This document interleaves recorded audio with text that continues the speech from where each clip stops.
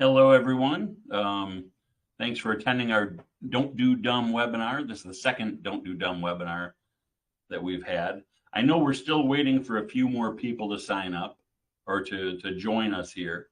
So we'll drag the intro out a little bit. I think looking at the list that's here, Sean and I know just about everyone that's in here.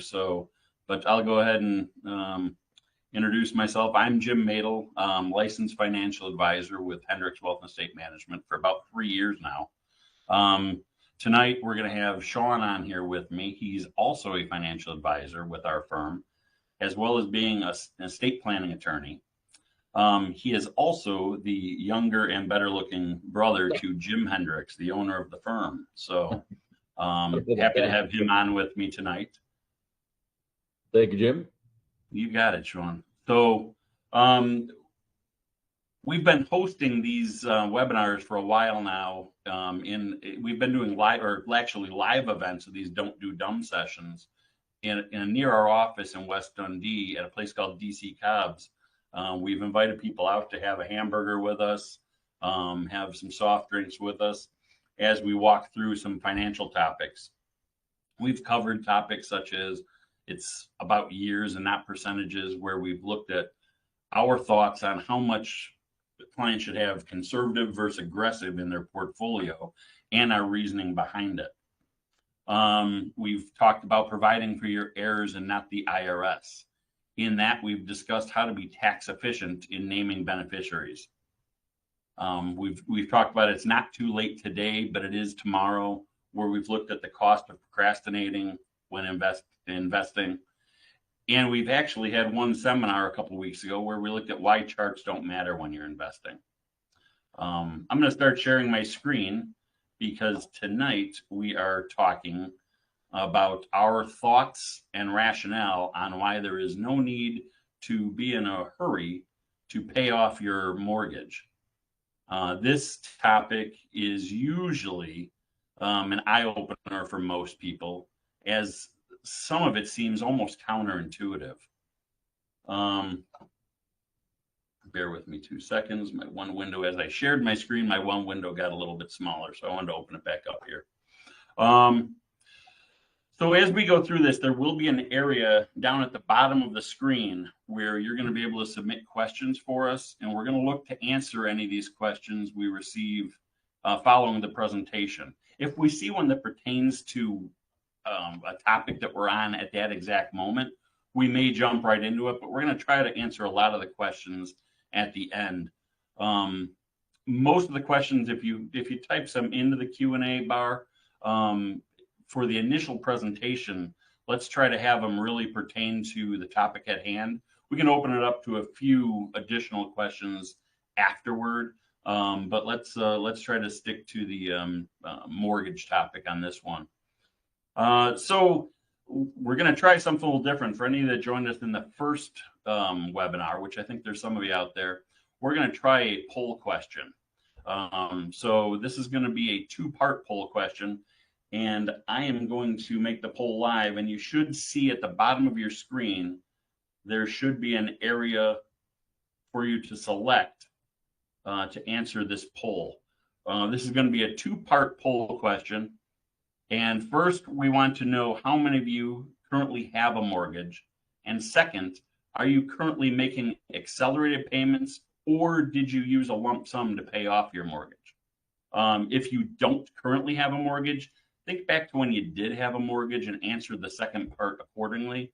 And if you've never had a mortgage, then answer how you would plan or how you would think you might approach paying down a mortgage in the future. So I'll give you guys a few minutes to answer this.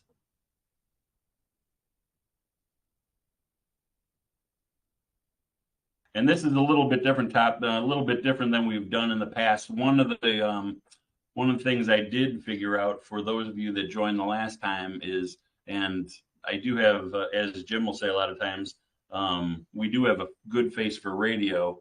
Last webinar we did, no one was able to see me because I found out that my image was showing up back behind the presentation. So this time I'm actually out here. All right, we got about 7 responses in and 8 responses in, so we're getting there. All right, I'm going to go ahead and end the poll. It looks like we have 89% of the people online here currently have a mortgage, and we have 11% that don't have a mortgage. We have about 22% that did accelerate their mortgage payments or would plan on accelerating them, and 70% that did not. Okay, so that gives us a good jumping point for getting into this topic. So let's get into it.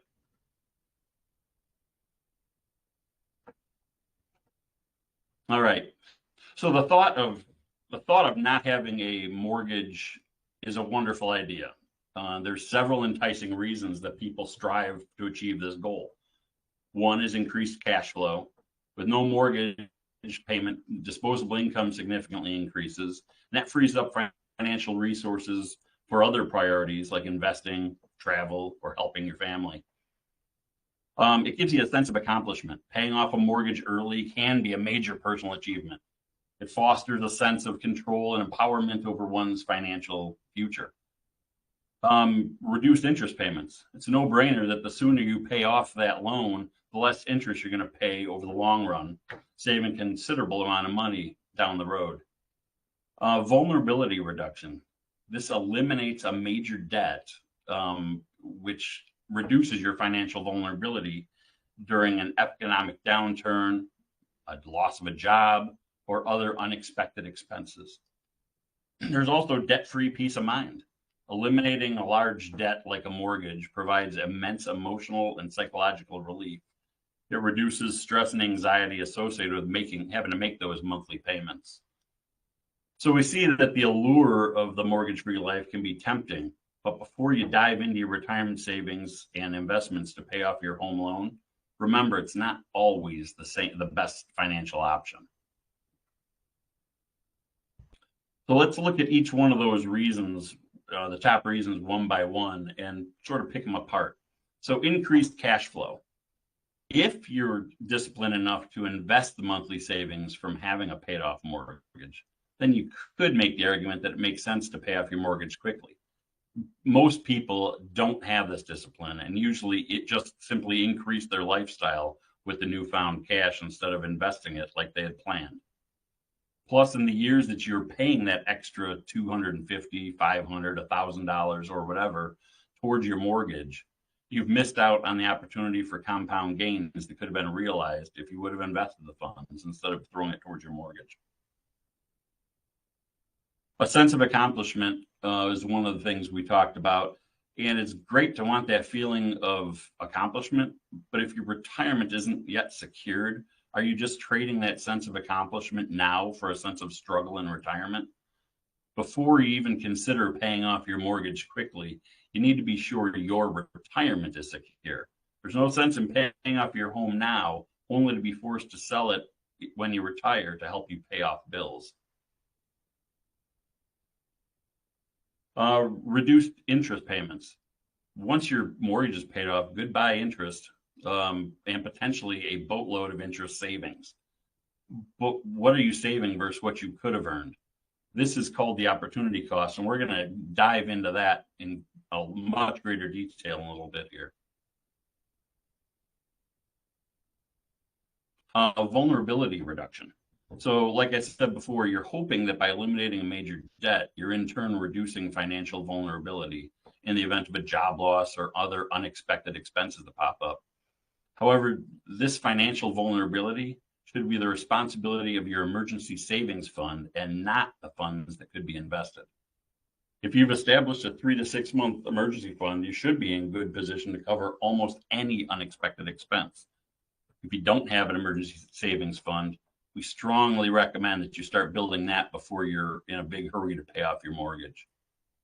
For clients of ours that are not yet retired, we usually encourage them to keep an emergency savings fund that can cover about 3 to 6 months of known expenses, plus $5,000 in a bank, separate from their day-to-day operating cash. So we don't want them mingling those two. For our clients that are retired, what we do is we keep their emergency savings as part of their conservative investments in their portfolio. We've spoken with a number of people that once the payoff amount on their home gets in the area of 50 to 75,000, they call us and they consider paying it off with one big lump sum from their retirement assets. They don't understand that using a lump sum from investments to pay off the mortgage can actually serve to increase your financial vulnerability, because you're simply tying up your liquid assets in your home. Plus, you lose the power of compound interest from all those future, from those funds forever. And then peace of mind. This is probably the one we hear most often. Wouldn't you agree, Sean? One of the reasons people want to accelerate their mortgage payment, it's probably the one with the most rationale behind it. So we tell people, if you have the means and your retirement is secured and you will sleep better at night, then paying off your mortgage is not a bad option. However, we're here to cover your best financial decisions. So while it's a good financial decision, we don't believe it's the best financial decision you can make. So opportunity cost, I talked about that a little bit before. What is opportunity cost? It's the potential benefits an individual, investor, or business misses out on when choosing one alternative over another. Well, it's true that eliminating mortgage debt saves interest expense and reduces stress. It usually comes at a significant opportunity cost. You have to consider what the funds used to pay off your mortgage could have otherwise accomplished. So first, let's take another poll. We seem to do good with the other one, so let's take another poll. Let's see where your mortgage rates are at currently.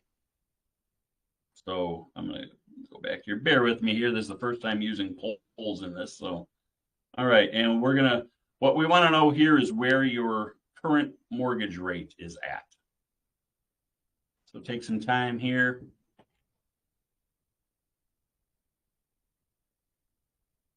If anybody joined late, there's a button at the bottom of the screen that says polls. You should be able to access that, and then that'll pull up the poll and you'll be able to answer it. So,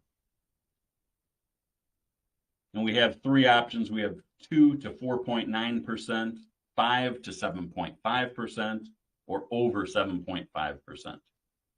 Those would likely be people that purchased a home or refinanced last year in that third option. Okay. So we do have someone that probably refinanced last year, or so right now we have 90% that are in the 2 to 4.9%. We have 10% that are in the over 7.5%.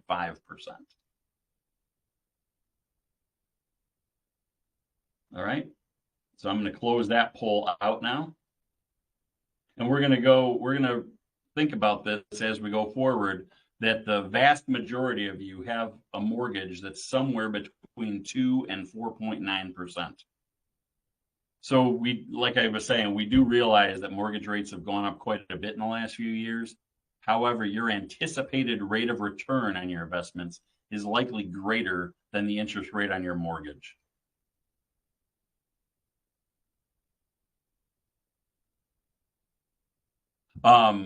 Considering the historical average rate of return on the S&P 500 index fund is close to 10%, you could be missing out on a 10% annual compound gain in exchange for saving the interest expense equal to your mortgage rate. So as I alluded to before, if you took a lump sum out of your investments to pay down your mortgage, the compound gains on those dollars are gone forever, plus any tax you're going to pay on that lump sum distribution from an IRA or other taxable account. Dipping into your retirement savings means missing out on potential gains, and that's a huge opportunity cost that you're taking there. There may also be some tax benefits you could lose by paying off your mortgage if you itemize your deductions. So you got to ask yourself, would you rather give your money the potential to earn 9, 10, or 12%? Or would you simply rather save the amount of your mortgage rate? And like I said, for most of you, that's 2% to 4.9%. But before you answer, let's look through some numbers. So let's look at this mortgage example to see what you'll save in interest by throwing an extra $500 a month at your principal. In this example, we're going to use a mortgage of about $300,000. We have a mortgage rate of about 5.5, which is right in the middle of the poll we asked before. So most of yours are lower than this. We're going to figure that duration on that mortgage is 30 years. So your original monthly payments would be $1,703 a month. And after 30 years on that $300,000 mortgage, you would have paid $613,000 into that mortgage. Now you take that $500 and throw it in there. So now you're paying $2,203 a month. You're going to have that paid off in 17 years and 9 months. And you're going to only pay in $471,363. So you'd save about 12 years of mortgage payments and $142,000 by adding another $500 per month to your principal and interest. It's pretty impressive savings by making those accelerated payments. So it's hard to really argue that, but let's get into some other numbers. So now instead of putting that $500 towards your mortgage, you decide to invest it. So you invest that $500 a month for 30 years. We're going to use a 10% rate of return, which is what we saw the historical average of the S&P 500 index fund is. We're going to put $500 a month for 30 years.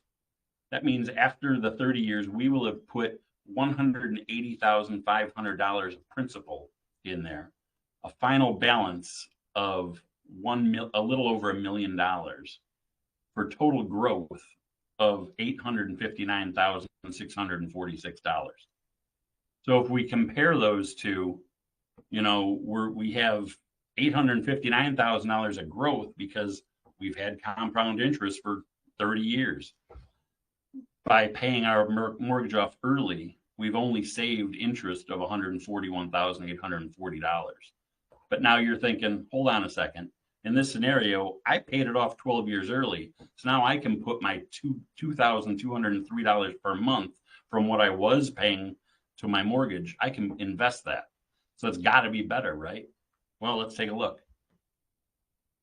So here, you've made your accelerated payments. You've paid off your mortgage 12 years earlier than planned, saving you that $141,840 in interest. You then have the discipline to save or invest your old mortgage payment of $2,203 each month for the next 12 years that you saved by paying off your mortgage quickly. We'll use that same 10% rate of return, okay, and the 12% or 12 years that you're adding it in there. You have another $278,258 of growth. By the way, in this scenario, if you haven't noticed, you've had to invest another $319,435 of principal. In that $500 a month investing scenario, you might remember we only invest a principal of $180,500 over that 30 years. So when we accelerate our mortgage payments, let's take that interest savings of $142,000, our growth of $278,258. So we've saved ourselves, or we've had gains of $420,098. If we invest that $500 a month, we would, at the end of the same 30-year period, you would have had gains of $859,646. It's more than 2 times what you would have had you elected to pay off your mortgage 12 years early. So quite a stark contrast there. So there is no one-size-fits-all approach. Financial advisors like us at Hendricks Wealth and Estate Management provide guidance that balances debt reduction with proper investment management, which can ultimately help you smile through your retirement years instead of sighing. Well, both options that we discussed, investing the $500 versus paying off your mortgage quickly, are truly good decisions. we feel that investing rather than making accelerated payments is your better financial decision. One of the best assets we have as investors is time.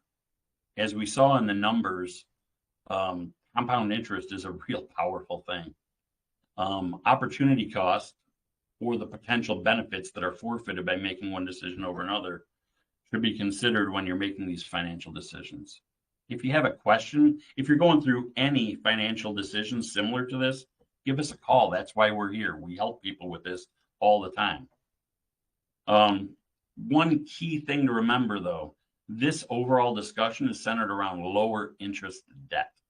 So generally anything lower than 7%. So I know we did have some people out there that said their mortgage payment was over 7.5%. So it doesn't necessarily apply to high interest debt, such as those higher interest rate loans or credit card debt. Credit card debt at 20 or 25% rates on credit cards, our projected returns on investment can't compete. So the general rule would be to pay off any debt that has higher than 11 to 12% interest rate very quickly. Anything lower than that, talk to us. We're usually going to put that marker in right around 8% is where we feel that we really need to talk to you guys and figure that out. If you need a strategy to attack high interest debt, we can definitely help you with that. So remember, the best financial decisions are informed ones. Don't let the pressure of a mortgage cloud your judgment. Be careful weighing out the pros and cons. With the right advice, you can make the best decisions. Right now, Sean, did you notice, are there any questions that have come in? No, not really. Okay. So if anybody has any questions about this, shoot in a question here. We do have one.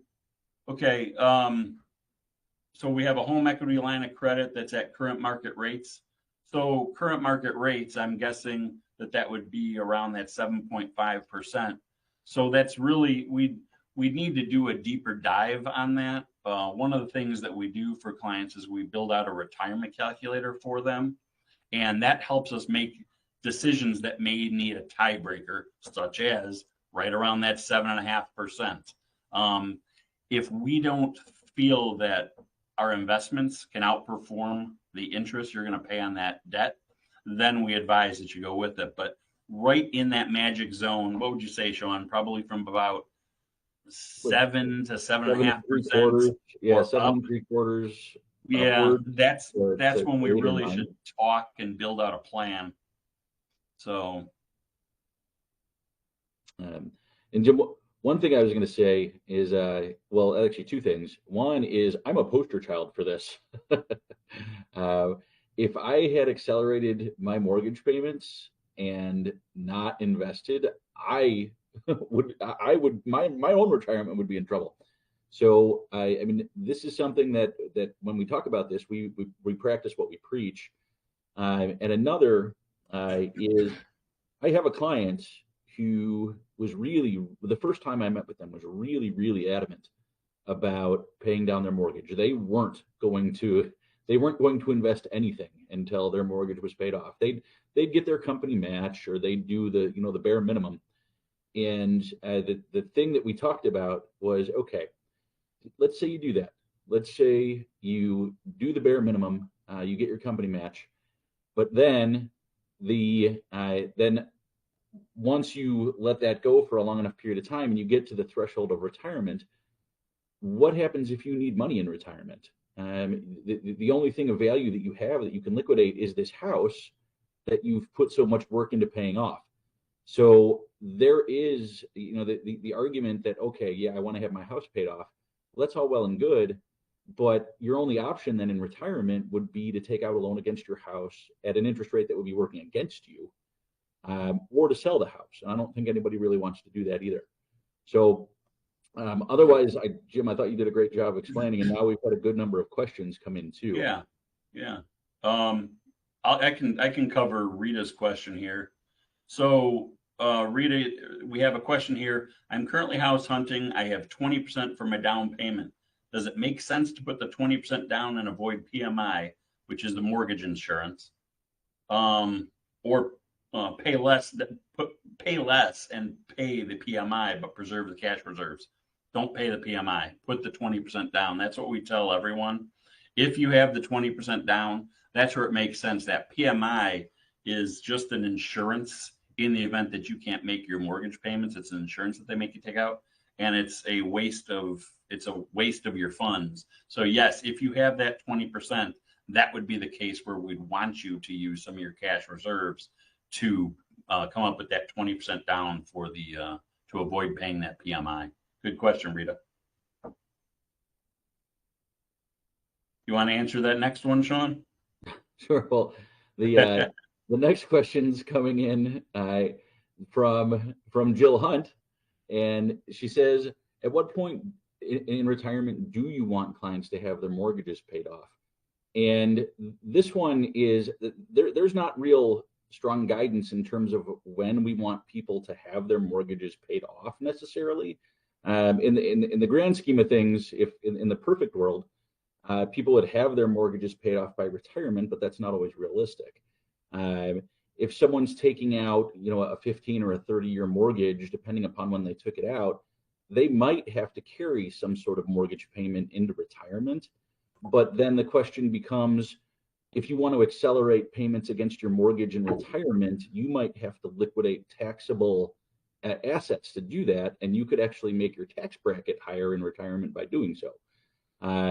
So the real question becomes, if you're in retirement and you have a mortgage payment, I don't really think the advice changes. We don't want you to accelerate the payment because we don't want you to sacrifice the future growth of your retirement assets to pay that off early.